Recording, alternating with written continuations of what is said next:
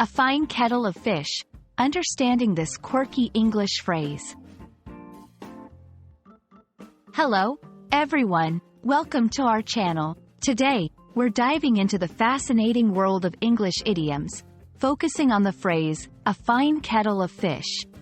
This expression is a perfect example of how colorful and interesting the English language can be. So, if you're ready to enrich your vocabulary and sound like a native, you're in the right place. The phrase, a fine kettle of fish, is used to describe a situation that is confusing or problematic. It's often invoked to talk about a mess or a mix-up that's a bit difficult to untangle. Despite its reference to fish, this idiom has little to do with seafood and everything to do with complicated situations.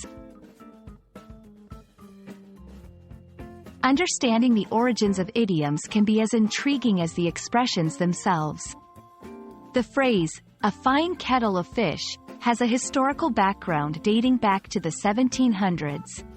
Originally, it referred to a picnic or outdoor gathering where fish was cooked in a large kettle. However, over time, its meaning shifted to describe a muddle or awkward predicament, possibly due to the chaotic nature of these gatherings. To help you master this phrase, let's look at a few examples.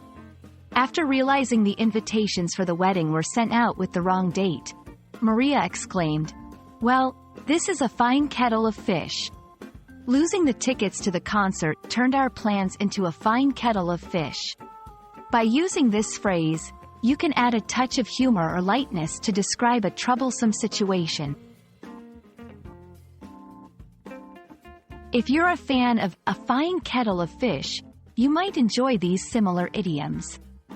A can of worms, another way to describe a complex, problematic situation. In a pickle, used to describe being in a difficult situation. Understanding these expressions will not only enhance your vocabulary but also help you grasp the nuances of the English language.